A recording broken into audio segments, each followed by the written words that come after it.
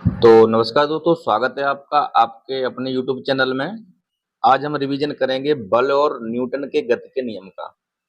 तो चलिए स्टार्ट करते हैं क्लास को। तो ये है अपना पहला क्वेश्चन। सभी बलों में होता है। तो सभी बलों में क्या होता है, देखिए, परिणाम और दिशा दोनों, घनत्व, दिशा और परिणाम। तो बल कैसी राशि है? बल है एक अदिश राशि है, वो सॉरी सदिश राशि है। बल बल कैसी राशि है? सदिश राशि है। राशियां कितने प्रकार की होती? दो प्रकार की होती है, एक सदिश राशि होती है और एक होती है अपनी अदिश राशि। तो सदिश राशि में परिणाम और दिशा दोनों होते हैं, और जबकि अदिश राशि में परिणाम होता है और दिशा उसमें नहीं होती है।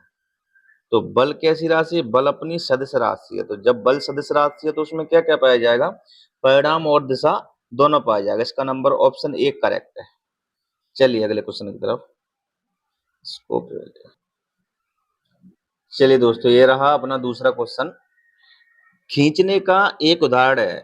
ऑप्शन ए ध्वज फहराना, दरवाजा खोलना, पर्दा उठाना और लड़के को धक्का मारना। तो इसका सही ऑप्शन है ध्वज फहराना। जो ध्वज फहराना है वो खींचने का उदाहरण है। ऑप्शन नंबर ए करेक्ट है।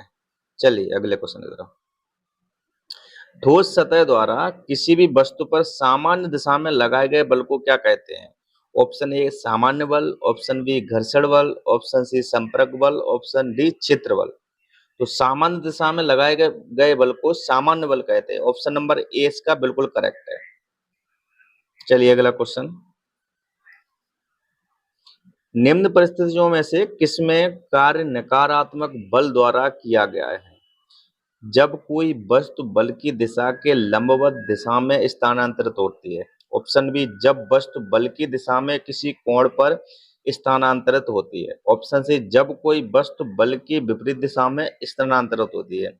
ऑप्शन डी जब कोई वस्तु बल की दिशा में स्थानांतरित होती है। तो नकारात्मक बल है, तो नकारात्मक बल कब आता है? जब कोई वस्तु बल की विपरीत दिशा में स्थानांतरित होती है। तो ऑप्शन नंबर इसका सी एकदम करेक्ट है। चलिए अगले क्वेश्चन की तरफ। अगला क्वेश्चन है, दो वस्तुओं के मध्य परस्पर क्रिया होती है। तो क्रिया किसके बीच में होती है? तो बल के बीच में क्रिया होती है, परस्पर क्रिया। क्योंकि बल कभी अकेला नहीं होता है, बल हमेशा दो वस्तुओं के ऊपर लगता है। तो इसका ऑप्शन नंबर डी करेक्ट है। चलिए अगला क्वेश्चन। दो पिंडों के बीच बल सदैव समान और विपरीत दिशा में प्रयुक्त होते हैं। ऑप्शन बी समान और एक ही दिशा में प्रयुक्त होते हैं। ऑप्शन नंबर सी असमान और विरुद्ध दिशा में प्रयुक्त होते हैं और पृथक बल होते हैं। तो इसका ऑप्शन क्या है? समान एवं विपरीत दिशा में प्रयुक्त होते हैं, क्योंकि दो बल लगाए जाते हैं, एक इधर से लगता है जो ऐसी कोई वस्तु है और एक इधर से लगता है।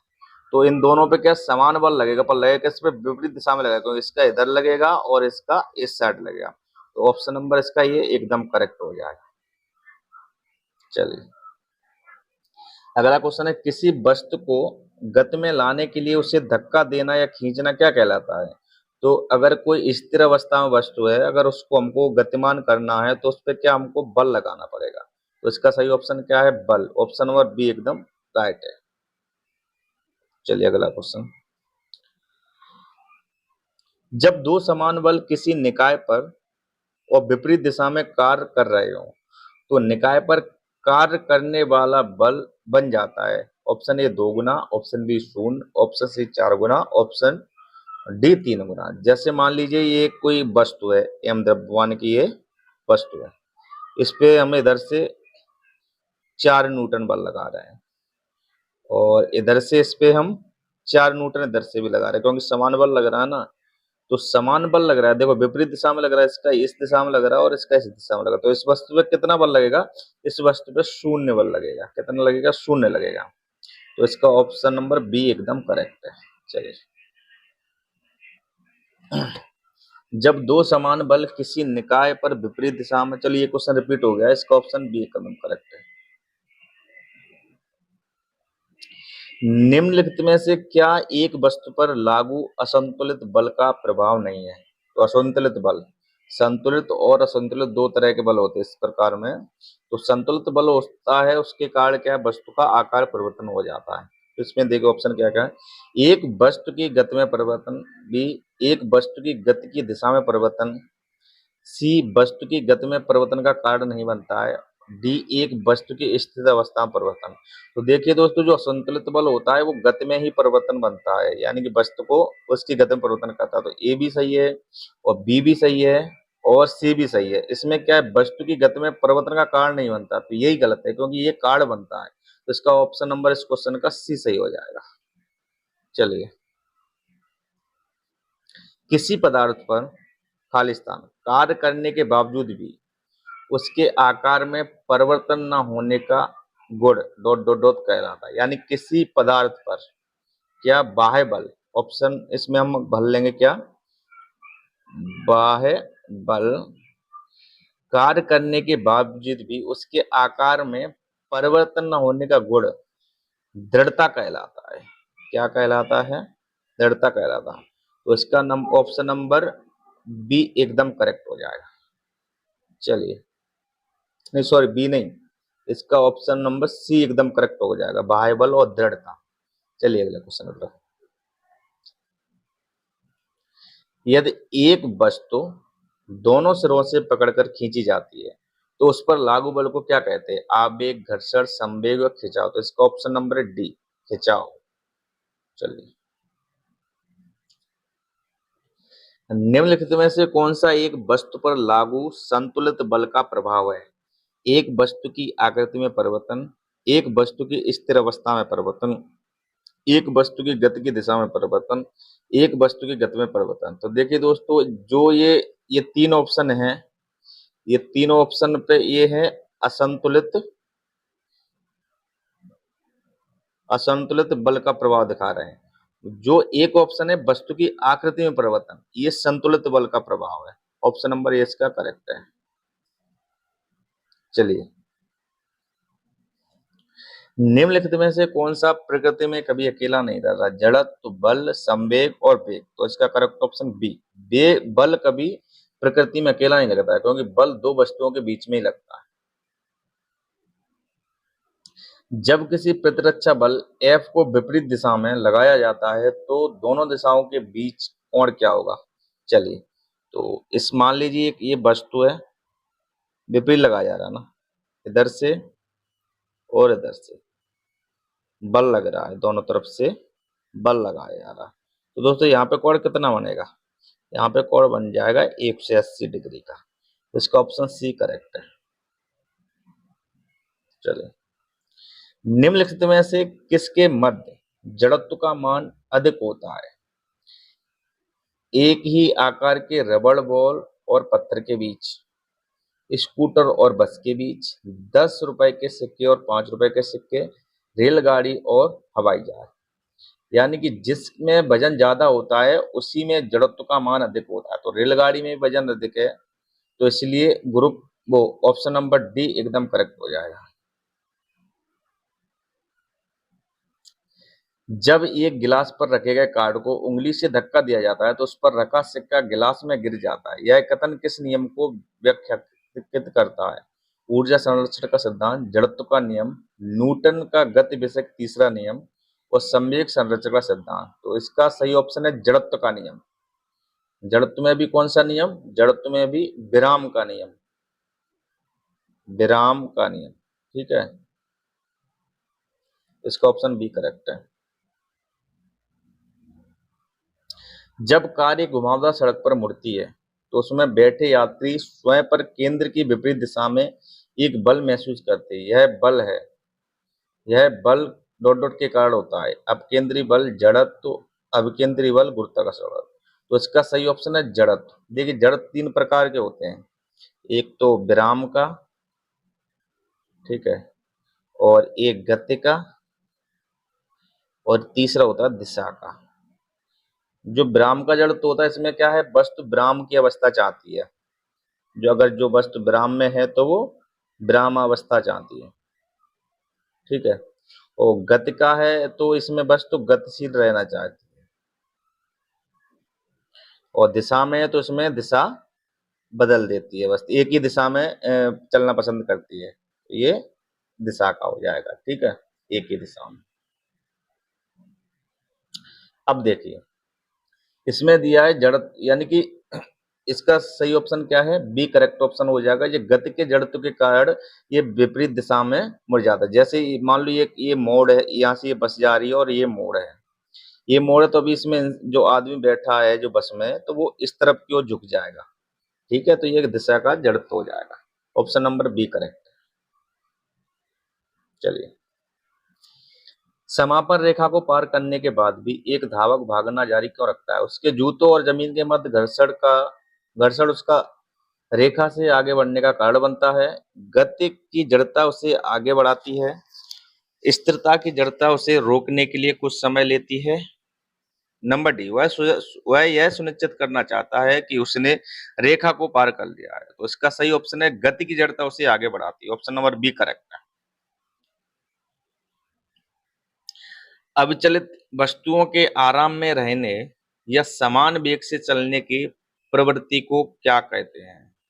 देखिए, अविचलित वस्तुओं के आराम में रहने या समान वेग से चलने की प्रवृत्ति को क्या कहते हैं? बल, जड़त्व, संवेग, आवेग। यानी कि यहाँ पे दिया है जो आराम में है वो आराम चाह रही है, और जो वेग में है वो गति चाह रही है। तो इसका सही ऑप्शन क्या है? बी, जड़त्व सही ऑप्शन है। मेज पर रखी गई पुस्तकों का ढेर डॉट डॉट डॉट के कारण हटता नहीं है। तो इसमें क्या, जड़ता का नियम, कौन सा? विराम का जड़त्व का नियम। ऑप्शन नंबर ए करेक्ट है। चलिए, एक ऊंची छलांग लगाने वाला ऊंची छलांग से पहले कुछ समय तक दौड़ता है ताकि डॉट डॉट डॉट का जड़त्व तो उसे लंबे छलांग लेने में मदद करे। तो इसका सही ऑप्शन हो जाएगा गति का जड़त्व उसे लंबी छलांग लेने में मदद करेगा। ऑप्शन नंबर डी करेक्ट है। चलिए, स्थिर या गतिज अवस्था में परिवर्तन का विरोध करने की एक वस्तु की प्रवृत्ति को क्या कहा जाता है? तो इसका सही ऑप्शन है जड़त्व कहा जाता है। ऑप्शन नंबर बी करेक्ट है। आकर्षण के गुरुत्वाकर्षण बल के अभाव में रॉकेट प्रणोद होता है। स्त्रावित गैस की दर स्थिर होने पर स्थिर होता है। लघु रेंज की रॉकेट है तो स्थिर होता है, स्थिर नहीं होता है और स्थिर होता है। इसका ऑप्शन नंबर डी करेक्ट है, यानी कि स्थिर होता है। चलिए, न्यूटन के नियम कणों के लिए अच्छे सिद्ध नहीं होते। विश्रांति पर, धीमे चलने पर, उच्च वेग के साथ चलने पर, प्रकाश के वेग के साथ तुलनीय वेग में गति करने पर। इसका ऑप्शन डी करेक्ट है, इसके लिए अच्छे सिद्ध नहीं होते। चलिए, न्यूटन के गति के प्रथम नियम का अन्य नाम क्या है? तो प्रथम नियम के अन्य नाम है जड़त्व का नियम। ऑप्शन नंबर सी करेक्ट है। बल की परिभाषा को किसके आधार पर व्याख्यायित किया जा सकता है? बल की परिभाषा को न्यूटन के गति का दूसरा नियम, न्यूटन के गति का पहला नियम, न्यूटन के गति का तीसरा नियम, न्यूटन का गुरुत्वाकर्षण का नियम। तो देखिए, न्यूटन के गति का जो पहला नियम है, तो पहले नियम से हमको प्राप्त होती है उसकी परिभाषा, ठीक है, और दूसरे नियम से प्राप्त होता है हमको सूत्र, बल का सूत्र, और तीसरे नियम से हमको बल की प्रकृति के बारे में जानकारी मिलती है। तो इसमें परिभाषा पूछा है तो परिभाषा ऑप्शन नंबर ए, न्यूटन परिभाषा पूछा है ना, तो ऑप्शन नंबर इसका हो जाएगा बी, न्यूटन गति का पहला नियम के बारे में। ठीक है, चलिए, जब बंदूक से गोली छोड़ी जाती है तो बंदूक विपरीत दिशा में धक्का लगाती है। यह न्यूटन के गति का उदाहरण है। बंदूक विपरीत दिशा में धक्का लगाना यह न्यूटन के गति के तीसरे नियम का उदाहरण है। तो इसका सही ऑप्शन हो जाएगा ऑप्शन नंबर बी। चलिए, जब एक स्थिर बस चलना प्रारंभ करती है तो उसमें खड़े व्यक्ति पीछे की दिशा में गिर जाते हैं। निम्नलिखित में से कौन सा नियम इस स्थिति की व्याख्या करता है? तो यह न्यूटन के गति के पहले नियम ही व्याख्या करता है, क्योंकि ये जो है ये विराम का जड़त्व है। कौन सा है? विराम का जड़त्व इसमें पीछे गिराता है। चलिए, दोनों वस्तुओं के मध्य का बल हमेशा बराबर और विपरीत होता है। यह विचार न्यूटन के किस नियम के द्वारा दिया गया है? दोनों वस्तुओं पर देखिए, न्यूटन का तीसरा नियम क्या कहता है? अगर हम किसी भी यानी कि दीवार है, उस पे जितना बल लगाएंगे तो दीवार भी उस वस्तु पे उतना ही बल देगी, यानी क्रिया प्रतिक्रिया देती है। तो ये न्यूटन के गति का कौन सा तीसरा नियम है? ऑप्शन नंबर ए करेक्ट है। जब एक नाविक आगे की दिशा में कूदता है तब नाव पीछे की तरफ हट जाती है। यह उदाहरण न्यूटन के कौन से नियम दर्शाता है? यह उदाहरण ऑप्शन नंबर एक गति का दूसरा नियम, गति का पहला और दूसरा नियम, गति का तीसरा नियम और गति का पहला नियम। तो इसका सही ऑप्शन है ऑप्शन नंबर सी, गति का तीसरा नियम। चलिए, निम्नलिखित में से कौन सा उदाहरण न्यूटन के गति विषयक तृतीयक नियम की व्याख्या करता है? रॉकेट का लॉन्च होना, बस के अचानक चलने पर यात्रियों को पीछे की ओर झटका लगना, ये तो पहला नियम है। ठीक है। जब हम पैदल चलना बंद करते हैं तो साइकिल धीमी होना शुरू हो जाती है, ये भी पहला नियम है। तेजी से आती हुई क्रिकेट गेंद को पकड़ते समय क्षेत्र रक्षक चलती गेंद के साथ धीरे धीरे अपना हाथ पीछे की ओर ले जाता है। तो इसका सही ऑप्शन होगा ऑप्शन नंबर ए, रॉकेट का लॉन्च होना। द्रव्यमान और त्वरण के गुणनफल को क्या कहते हैं? तो द्रव्यमान यानी कि m और त्वरण a, तो एम ए बराबर क्या होता है? एफ होता है, यानी कि इसको कहते हैं बल। ऑप्शन नंबर डी करेक्ट है। एक राइफल से गोली चलाई गई, यदि राइफल बिना किसी रोक से पीछे की ओर आती है तो राइफल की गतिज ऊर्जा क्या होगी? गोली की गतिज ऊर्जा से अधिक, गोली की गतिज ऊर्जा से कम, गोली की गतिज ऊर्जा के बराबर या शून्य। तो ये गोली की गतिज ऊर्जा से कम होती है, ऑप्शन नंबर बी करेक्ट है। चलिए, तेज गति से आने वाली क्रिकेट गेंद को पकड़ समय एक क्षेत्र रक्षक अपनी बाहों को पीछे की ओर क्यों करता है? क्योंकि वह घबरा जाता है, क्योंकि इसे गेंद को लक्ष्य बनाने में मदद मिलती है, क्योंकि वह लंबे समय तक कम बल का अनुभव करता है, क्योंकि उसे सतर्कता मिलती है। तो ऑप्शन नंबर सी करेक्ट है, क्योंकि वह लंबे समय तक कम बल का अनुभव करता है। जितना वो बाहों को अपनी को पीछे ले जाएगा उतना ही बल बहुत कम लगे महसूस होगा। ठीक है, और जितना ही बाहों को वो आगे रखेगा तो वहां पे बल बहुत अधिक लगेगा। चलिए, 1 किलोग्राम गुणा मीटर पर सेकंड स्क्वायर को क्या कहा जाता है? तो इसका सही ऑप्शन है न्यूटन कहा जाता है। न्यूटन बराबर क्या होता है? किलोग्राम मीटर पर सेकंड स्क्वायर, इसका सही होता है। चलिए, निम्नलिखित में तो कौन सा कथन गलत है? जब एक बस अचानक रुकती है तो बस में बैठे एक यात्री को पीछे की ओर एक झटका लगता है। यही दोस्तों गलत है, क्योंकि अचानक रुकती है तो यात्री है ना आगे की तरफ झुकता है। तो ऑप्शन नंबर ए ही इसका गलत है। चलिए,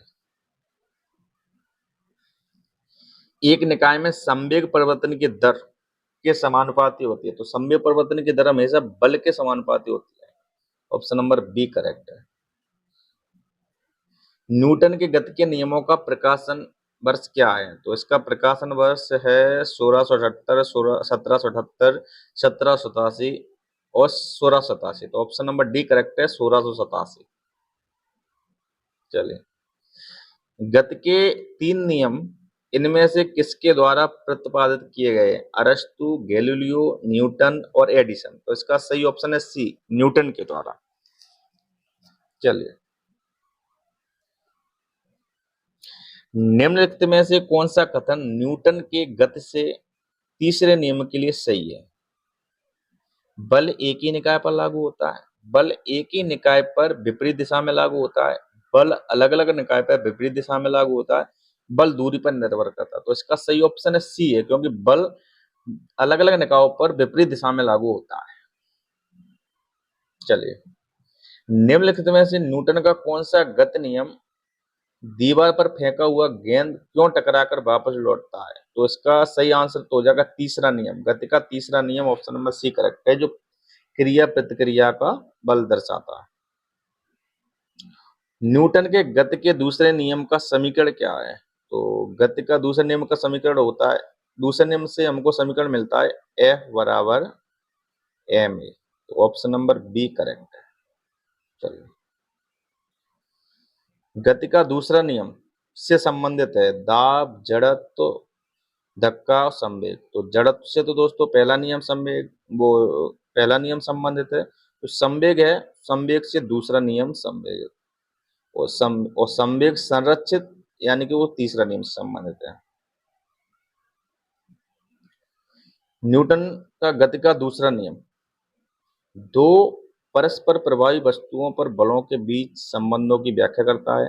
जड़त्व के नियम से भी जाना जाता है, बल के प्रभाव को समझने में सहायक है।